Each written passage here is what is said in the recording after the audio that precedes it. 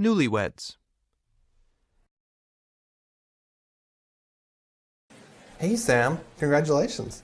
I haven't seen you since you got married. How are things going? It's not like I thought it'd be. Really? I thought you were in love with Cheryl. She seems like a wonderful person. Yes, she is, but But what? she can't cook. Please, don't laugh at me. I'm serious. She cannot cook. So what? Lots of people can't cook. No, you don't understand. I mean, she really can't cook.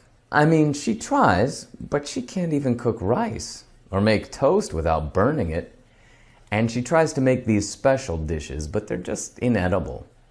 They're nothing at all like my mother used to make for me. Well, maybe it's just that you have to get used to her style. And maybe you should learn to cook.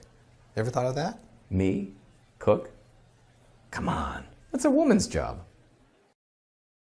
Hey, hi Cheryl. I haven't seen you since you got married. Congratulations. Thanks. How are things going? Well, not as well as I thought.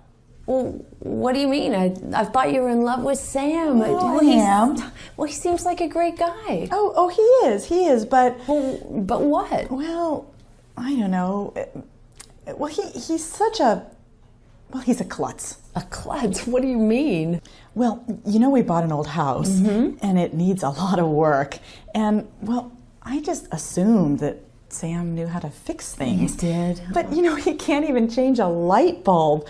Oh, it's such a disaster. Oh, no. I remember my father and my brothers, they all knew how to fix things and build things, and, well, why can't Sam? Well, I don't know. Well, maybe, Cheryl, that not all guys are good at that kind of stuff. And, have you ever thought about learning how to fix things yourself? Me? Yeah. Fix things? Come on, that's a man's job. Always late.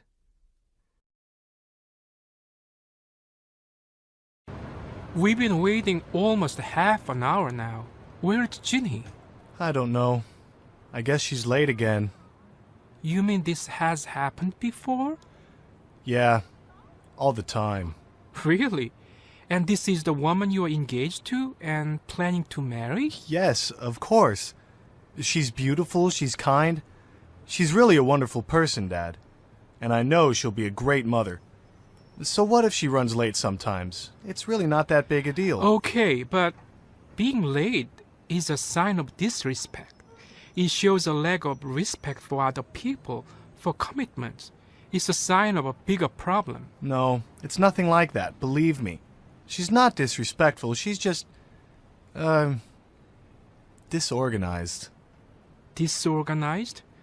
Well, let me make sure I understand.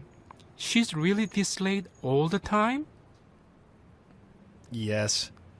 To tell the truth, sometimes it's even worse. Well, like yesterday. We had an appointment at 5 o'clock to talk with the manager of the Prince Hotel.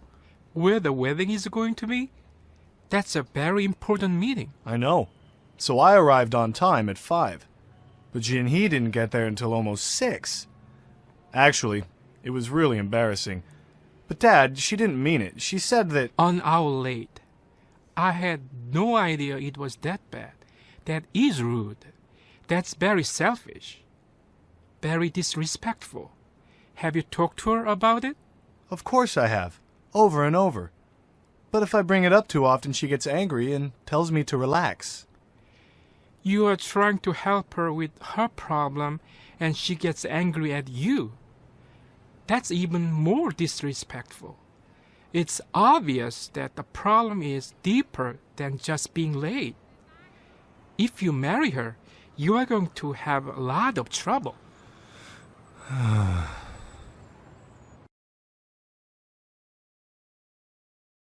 The computer nut. Sweetie, do you know what day it is? Excuse me, but I'm very busy right now. I have to answer this email. You forgot, didn't you? What? Did you say something? Can't you wait until tomorrow? I'm real busy right now. Why are you sitting on my keyboard? Look what you've done. You forgot my birthday. Is it today? Really? Today? Let me check my appointment file on my computer. Please get off my keyboard. You don't have to check your computer file. My birthday is today. This is your wife talking to you. Do you need to check your computer file to see who I am? Okay, I believe you. I'm sorry. I'm really, really sorry. Now, please get off my keyboard and I'll send you an email birthday card. What is wrong with you? You spend all of your time with your computer. Do you still love me? Of course I do. Now, if you get off my keyboard, I'll order some flowers from the flower shop's website. I don't care about flowers. I'm worried about us and about you. Do you remember when we were first married? We used to do so many things together. We used to hike in the mountains. We used to ride our bikes. You know I remember. But that was before computers. Now I use my computer to go anywhere in the world. I can hike mountains in Europe and go bike riding in China. But that's not real. And I'm not with you. I'm worried about your health. You spend all day with your computer at your office, and then all night and the weekends with your computer at home. It's not healthy. But I'm happy. I love my computers, okay? But because I love you, I will see my doctor and get a checkup, all right? Now, please get off my keyboard, and I'll send an email to my doctor to make an appointment. Staying together. Annie, you look upset. Is something wrong? It's Dan. Dan, what's wrong? Well, a couple of days ago, he called me from work, and he said he'd be home at 7. So I had dinner ready, but 7 o'clock, he didn't come home. About an hour later, I called his office, and nobody answered. Strange. I left a message for him to call me. And then at 9 o'clock, I called his cell phone, but it was turned off. Well, it seems like if he had to work, he should have called. Yeah. So, after midnight, he finally came home, and he was really drunk. Oh, wow. Yeah, you know, he drinks too much. I know. Well, I told him that he should have at least called me. Yeah, of course. But he told me that I was being bossy. He yelled at me, and he told me to shut up. Well, that's terrible. Yeah, I was really mad. And I told him that I wasn't his slave. Well, good for you. I don't know. I mean, after that, he got really angry. He started yelling at me, and he grabbed my arm and he pushed me against the refrigerator. Really? Yeah. So I screamed, and he hit me. What? He hit you? Oh, I can't believe it. That's terrible. I know. I decided right then that I was going to break up with him. I was so shocked and so scared. Yeah. But the next day, well, he came home from work and he brought me flowers. He said that he was really sorry for what happened. He told me that he needs me. He also told me that his boss is causing a lot of trouble for him at work and that he's really stressed. And he promised that he would stop drinking. Do you believe him? Do you think he really will? I mean, what are you going to do? I don't know. I really want to believe him. It's hard to imagine him changing. I don't know what to do.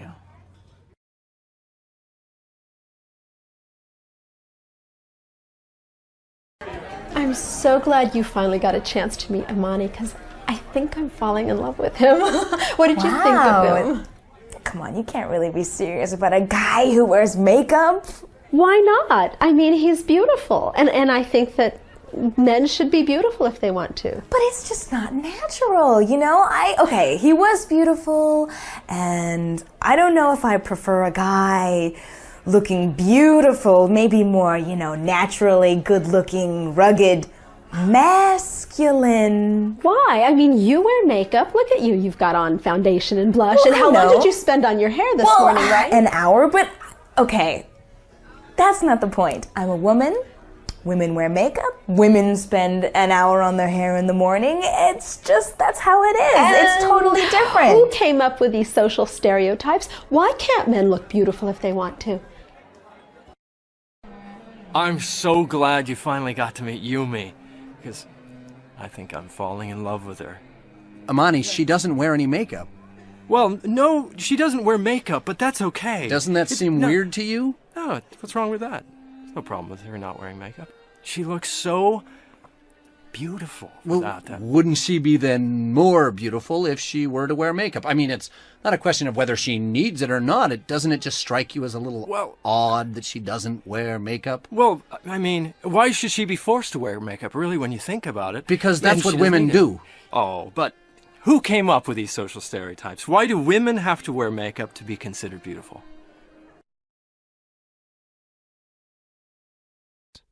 Embarrassing mother.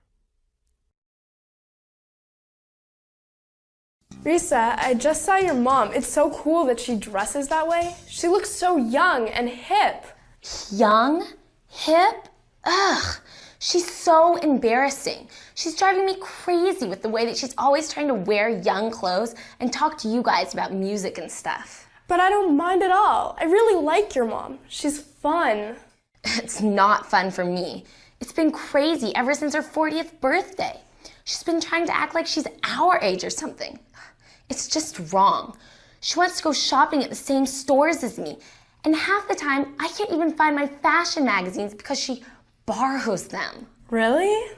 She bleached her hair, she started wearing these little tops and short skirts, and now she says she might get a tattoo. No way! If she does that, I seriously won't go out in public with her anymore. I think it's kind of cool that she wants to be your friend. She's a lot better than my mom. With her, it's always, where are you going? When are you coming back? Who are you going with? I mean, I would love it if she took me shopping or asked me for fashion advice. Yeah, but my mom has gone completely overboard. And my dad, too.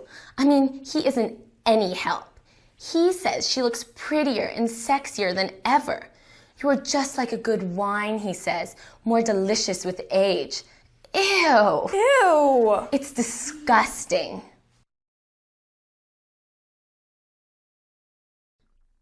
Pierced. So, how's Michelle? You guys are still going out together. Yeah, we are, but I don't know. It's actually getting kind of weird. I'm not sure it's gonna last. Are you serious? Man, you gotta find a way to make it last. Michelle's awesome. She's got everything. Yeah, she is great. Really energetic Yeah? and fun to be with, but God, this is gonna sound stupid. What? Well, it's her piercings. Yeah, so what about them? Well, first she got her nose pierced. Cool. And then her belly button. Her belly button? Whoa. I didn't know she did that. I guess that was okay. Yeah. But then she went and got her tongue pierced. I don't know if I can deal with it. Tongue piercing. Have you kissed her yet? Yeah, I did kiss her. Cool, It was huh? disgusting. Disgusting? It felt dirty. And now, every time I think about it, I just start wondering what part of her body she's going to pierce next. Well, have you told her how you feel about it? Yeah, I tried. And? I asked her if she could stop wearing some of them, at least when we were together. Yeah, what'd she say about that? She said it was her right to express herself. She said something like, "Look, you can't control the way I look. You should accept me the way I am." I was like, what? I don't know, man. I think you just don't get it. You can't let a few pieces of metal get between you and the woman of your dreams. Well, I don't know if she's the woman of my dreams anymore. What? Well, besides, now every time when we get together, she tells me how good I'd look with pierced ears. Well, it's bad enough that she's getting pierced. Now she wants me to do it too. Why not, man? It's no big deal. And, if it turns Michelle on. I can't believe you agree with her. Totally. No, I don't know what I'm going to do. You're going to get a piercing, man.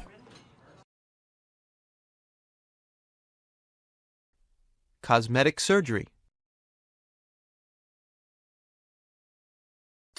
Mom, I have something exciting to tell you.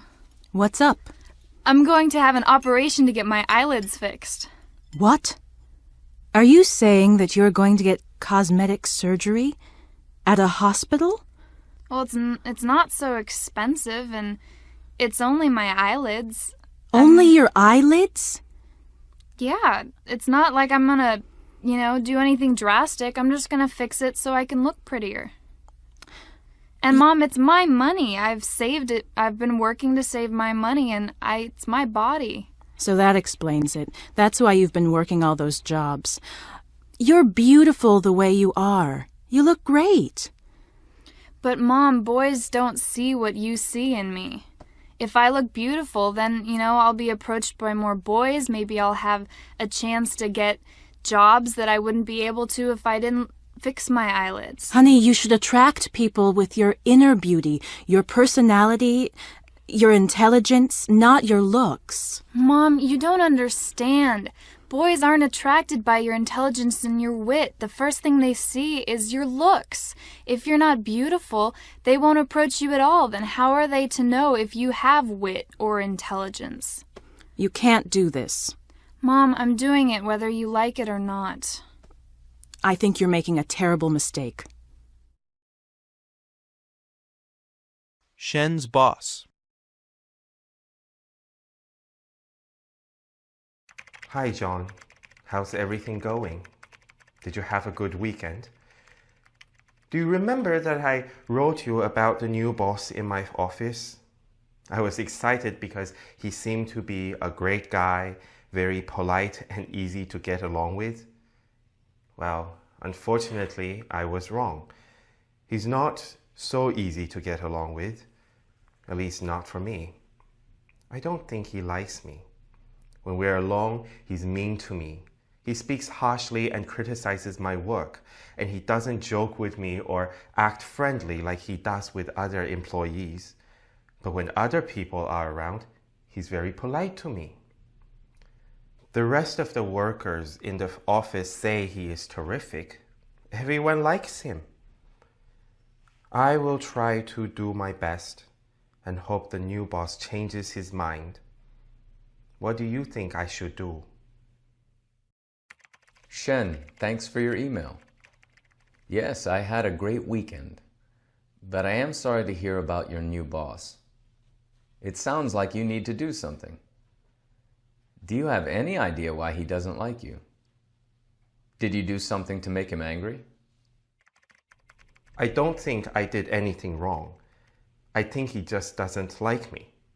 Yesterday, he gave me a list of 500 people to contact and told me that I had to reach everyone by Monday in 3 days. It's going to be impossible. 3 people couldn't do it in a week. I'll do my best, but I'm worried that he's setting me up to fail. I really think he just wants to fire me, and this is his way of doing it. Shen, you've got to do something. Don't let him get away with it. Your new boss is trying to fire you. You need to talk to him directly. Tell him that you feel you're being mistreated. Ask him if he thinks he's being fair to you. Or maybe you should talk to the president of the company. Good luck. Thanks, John, for your advice.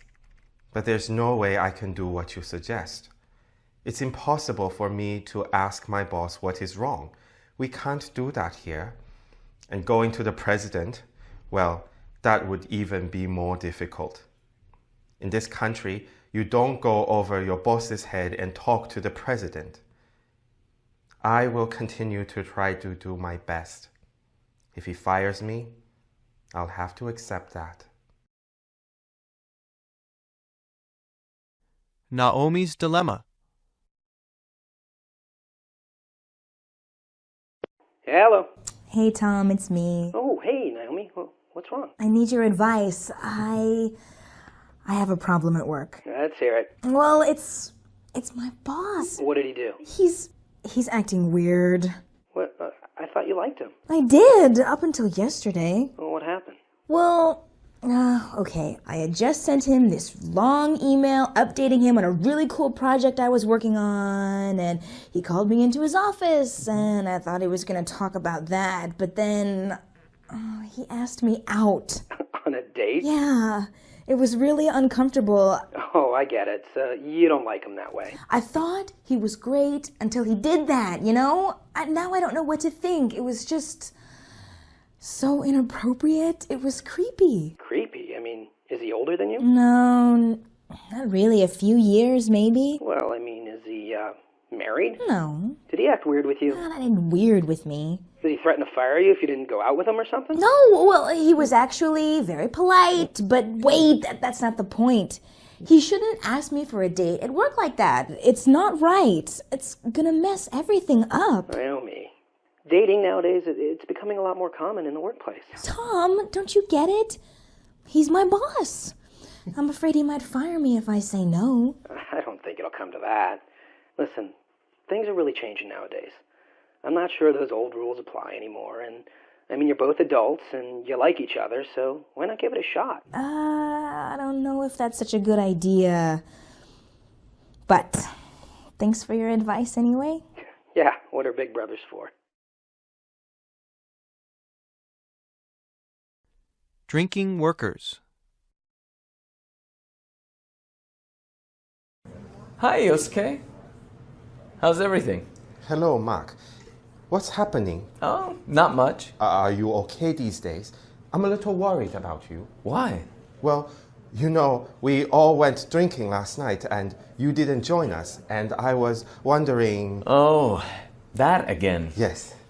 We missed you. Did Mr. Tanaka say anything about my not joining you? Well, he did say he was worried about how you were getting along with everyone. I was afraid of that. I think what he really means is, why won't Mark go drinking with us? Well, Mark, it is important. It's part of the way we do things here in Japan. And actually, we hired you because you speak Japanese and you understand how we do things here. I thought you hired me because I was a good engineer, not because I'm a good drinker. Well, you know what I mean. It's more than that. Often we spend time talking about work things. Nothing official, but it helps when we're all back at the office. It's part of getting ahead. Look, Yosuke, I understand, but I don't want to be pressured. I have to have a personal life. I don't want to spend my free time that way. But Mark, that's the only way to get ahead here. Human relations are important if you want to succeed. I don't believe that. I'll succeed with my ability, not by getting drunk with my boss. It's unprofessional. But it's fun. We always have a great time, and we all know each other really well now. I know you guys have fun, but it just seems unprofessional to me. Okay. Well, I respect your opinion, but I don't think that's the way Mr. Tanaka sees it. Dress for success. Thank you for taking time to see me this morning, Mr. Lee. I know you're very busy. No problem, Mia. Now, what's on your mind? Well, it's kind of a touchy subject. It's about Miss Bailey. Really? Is it something about her teaching? She's one of our best teachers. She always gets high evaluations. Oh, yes, yes. The students love her. Yes, I know that. Did the two of you have an argument? No. It's nothing like that. It's the way she dresses. You know, her short skirts and her little tops. Ah, yes. That. Yes, the way she dresses. I know it distracts the students, especially the boys. I mean, just this morning I heard some of them talking in the hall about it. In fact, I did try to bring it up indirectly, but she didn't seem to understand. Well, could you talk to her again? Don't we have a responsibility to the students? Perhaps you can talk to her. You're a woman, and she might... I can't do that. That's not my place, Mr. Lee. You're the director. It's your responsibility. I'm not sure I can either. Well, if you won't bring it up, then perhaps we should recommend a dress code at the next teachers' meeting. Well, no, I mean, that's not necessary. I mean, I hope that we can work this out. Career choice. So, how's your job search going? Great. You won't believe this. I got a job offer from Wastrix. Oh, and one from Econotron, too. Wastrix or Econotron? Wow. Well, that should be an easy decision. Yeah, I'm taking the Wastrix offer. You're kidding, right? No. I'd be crazy to say no to Wastrix. They're a top company. I might never get an offer like this again. Wastrix has such a bad reputation. You know, the long hours, the stress. Yeah, think about the money, though. The salary they're offering me is 30% higher than Econotron. It'll be worth a little extra stress. I don't know. You might burn out. In a few years, you'll hate your life. I have to at least give it a shot. It's Wastrix. They're the biggest company in my field. You're not even gonna think about the Econotron offer? Why should I? Well, I'll tell you why. A lot less overtime, a less competitive atmosphere. I've heard it's a very creative place to work. Oh, a creative place to work. Come on, that's just naive. Well, and think about the environment then. Wastrix makes all those toxic chemicals, and they have all those lawsuits about polluting the environment. Econotron is, much more environmentally friendly company. Now you're really being naive. I don't believe all that stuff about Econotron. I think they're just saying they're environmentally friendly. Look, I just have to take the job that's going to help me get ahead. I don't know. It just might be a mistake. Hey, talk to me in a couple of years when I'm giving you a ride in my Mercedes. Following him. Hello? Hi, Kyle. Hey. How are you? Great. How's your father doing? Is he getting better? Lynn, I was just going to call you. We got to talk. Kyle, we can talk when you get back. Well, When are you coming back? I miss you. I miss you too, but I'm not really sure, you see. It's difficult. What do you mean?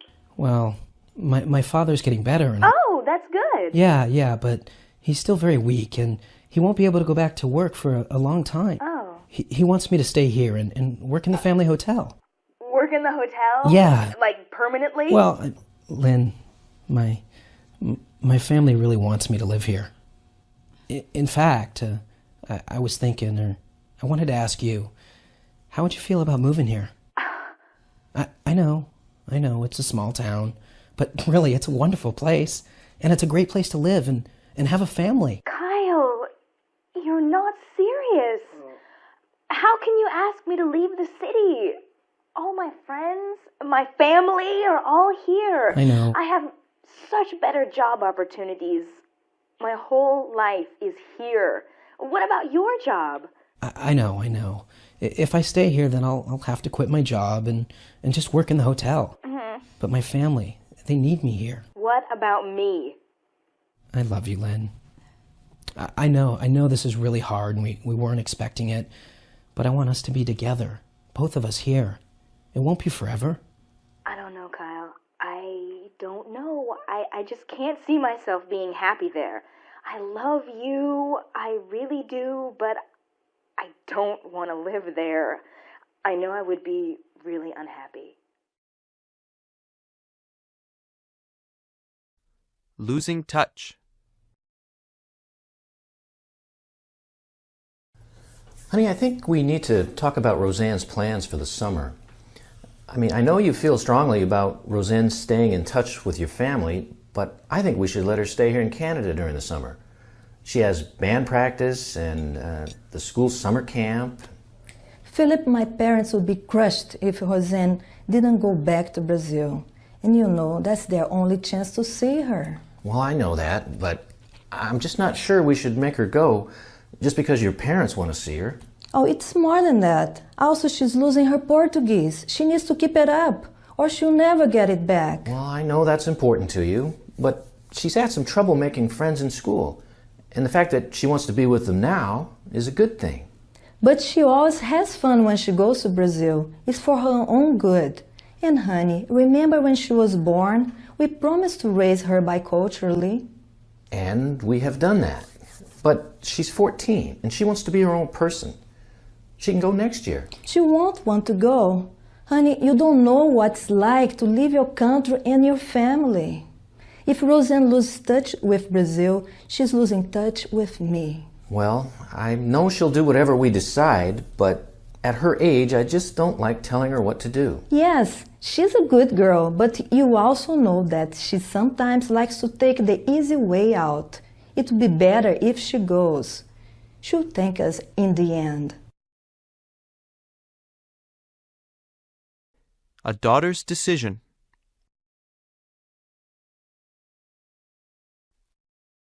Okay, honey. Well, I think we need to talk about this some more.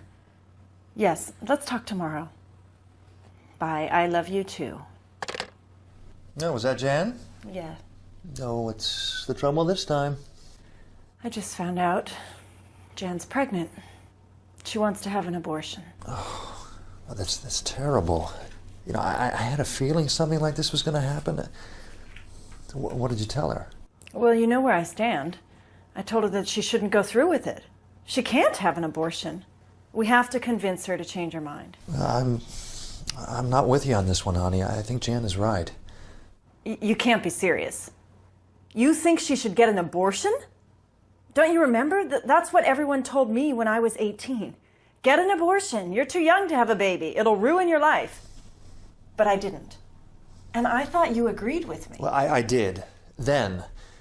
But that was you. You were amazing. You could handle it. You knew what you were doing, and I was there to support you and help you raise the baby.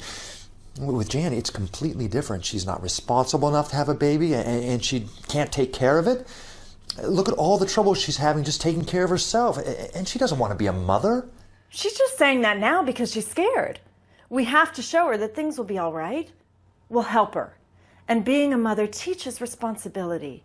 Jan will do fine if she has our support. But this won't teach Jan responsibility. I mean, you know, honey, sometimes I just think abortion is the right thing to do. I don't believe that. You know that. We need to make her see that abortion is always a terrible mistake.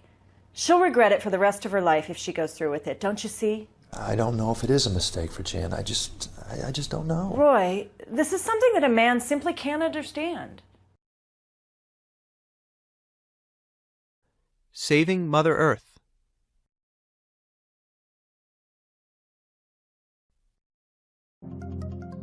Welcome to Hot Seat, the interview show with tough talk and tough questions. Today we're with John Sanders, best-selling author of a controversial new book, Give Up Convenience, Save Mother Earth. Welcome to our program. I'm happy to be here. Now, in your book, you say that we will be hated by future generations for not saving Mother Earth. Is that right? Yes. We're in crisis, and it's a result of our selfishness. We're killing our own mother for a tiny bit of convenience. Killing our own mother? We consume, we waste, and we think it's all natural. We understand this pace of development is damaging the earth, but we can't give up our cars, our convenience stores. Yes, right. In your book, you criticize convenience stores. That's right. Think of all the electricity used for the bright lights, heating food and cooling drinks all day and all night. We pull oil from the ground, burn it to make electricity, produce CO2, cause global warming. For what? For a lifestyle that ruins our health and our environment. And we're doing nothing about it. Well, do I remember correctly, last month in Brussels, there was a United Nations conference on global... Meaningless. People are slaves to a convenience store lifestyle. Everyone knows it, but no one has the courage to change. I, for example, never use plastics. I grow my own chemical-free vegetables, always take public transportation. That's not practical. To be honest, it sounds like you're just trying to sell your books. Not at all. To change this, everyone, and I mean everyone, needs to give up some convenience from their lives. Start simple. No more plastic bottles. Refuse to drink from anything except glass. Until you give something up, nothing will change. Oh, come on. The problems of the world are not going to be solved by me drinking from a glass. All right, there are many other things you can do. Yeah? You'll find more ideas in my book, Give Up Convenience, Save Mother Earth. It's available in every bookstore. Aging Parent. Mr. Jensen, here's my mother's rent. Yes, thanks. But wait, there's something I need to bring up with you. Oh? What is it? Is there a problem? To be honest, yes. What's the problem? I'm not comfortable with your mother living in the apartment anymore. Why? She's a great tenant. She's quiet. I always pay her rent on time. I know, but she's getting too... Too what? Too old. She's too old to live in the apartment by herself. But she's hardly ever alone. A helper comes in every morning, and my sister or I come every night. We always make sure she has everything she needs. Yeah, but you know, she's been here, what, 5 years now? And she keeps getting weaker and weaker, and then there was the accident. Okay, so she fell and broke her hip. But that can happen to anyone. But she's better now, and she knows her limitations now. She doesn't try to do everything by herself. Look, I'm telling you, we take care of her. You really don't need to worry about it. Look, I just don't want anybody to... To what? To die in my apartment. Hey, look, I think it's just old age that makes you nervous. You really don't have a right to kick her out on the street just because she's old. Actually, I do. The lease is coming up for renewal next month, and I don't want her in for another whole year. But she has nowhere else to go. Then why doesn't she live with you? No. She can't live with us. We don't have any room. Well, then put her in a nursing home. Yeah, right. No, she'd never agree to that. Look, I can't wait for you to sort these things out. I want her out by the end of the month. The end of the month? I can't believe this. I'm sorry, but I don't want any trouble. She's your mother. She's your responsibility, not mine. Do animals have rights? Welcome to Animal World. Today's program is about animal rights. Now, most of our viewers have already made up their minds about animal rights, but we have two guests here today to challenge our perspective. Let's start with Dr. Fay. Could you introduce yourself and tell us what you do? Sure. I'm a medical researcher at Pharmco Labs. I do experiments with animals to find cures for human diseases. I'm Bill Bates, and I'm here as the president of FOA, Friends of Animals. I speak for animal rights. Let's start there. Mr. Bates, what do you mean by animal rights? For me, it means that animals should live in freedom. Humans have rights, and so do animals. Oh, that's ridiculous. Animals have no rights. Humans have always used animals in their daily lives. Okay, now it is obvious that you two don't agree. That's right. It's obvious that the FOA thinks animals have rights. They don't. Animals are animals, that's all. How can animals have rights? Well, Dr. Fay, aren't humans animals? Well, humans and animals are similar. All need to breathe, to eat, and to sleep, but that's it. Give me a break. Come on. We have so much in common with other animals. We need to give animals the same respect that we give to each other. But Mr. Bates, surely you recognize that there are important differences. We're above the other animals. No. That's so arrogant to think that we're above animals. Look, let me finish, Mr. Bates. We have languages, right? We have civilizations, we have art. Because of those differences, I feel that other animals can be used by humans. We can use them for food and clothing. We can use them for medical research to help humans live better and longer. You're right that we have additional abilities that animals don't have, but that's exactly why we should protect them. We don't need to hunt them, to capture them, and put them in zoos, to eat them. We don't need to hurt them at all. We can develop substitutes for everything that we now use animals for. Animals aren't worth all that trouble. I believe humans need to use other animals for food, clothing, and medical research. In my opinion, we can use other animals for anything we want. Well, we'll have to cut this off now. We will continue this discussion after the break.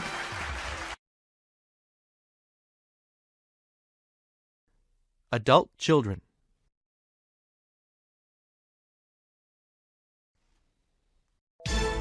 Hello, everybody. Welcome to World Trend, your international talk show about young people's trends from around the world. Today's topic is living at home. Young adults who live with their parents. Is this a global phenomenon? Let's find out. In the studio, we've got Professor Yumi Hasegawa from Japan and Dr. William Caldwell from the UK. Professor Hasegawa, tell us about Japan. Well, in Japan, it is a growing trend. We call an unmarried person who has a job but who still lives with their parents a parasite single. Parasite single? Wow, that sounds kind of creepy. Well, what about you, Dr. Caldwell? What about in the UK? Yes, well, recently we've had an increase in the number of children who have left the nest and later returned to live with their parents, even though they have jobs and earn money. We call them boomerang children. Boomerang children. Ah, yes, they leave, but then they always come back. So, Professor Hasegawa, it sounds like parasite singles are considered a negative thing in Japan. Is that right? Well, the word parasite isn't very nice, is it? And yes, it is somewhat negative. Many people think that parasite singles are selfish. Ah, selfish. What do you mean? In what way? Well, the stereotype in Japan is that they just want to have fun and always need their mommy washing their laundry. They don't want any responsibility. In most European countries and North America, I believe, the situation is similar. It used to be that young people wanted to leave home to be free. Now, because so many adult children return home, it's often the parents who want some freedom. I bet they do. Interesting. Well, is there an upside to any of this? The upside? Well, personally, I think that staying at home longer gives children time to think about their future more carefully. Some parasite singles simply want to make careful choices. For example, they don't want to marry the wrong person or pursue the wrong career, which they might do if they had to leave home right after high school or college. And there is another positive aspect too. Some parents actually enjoy having their children at home. It seems that parents and their adult children form a stronger relationship when they get older. They become more like friends and come to understand each other more fully. Hey, let's see what our listeners have to say about this. Are these people disgusting parasites or just careful? Does this happen in your country? Give us a call right now. The number is 555.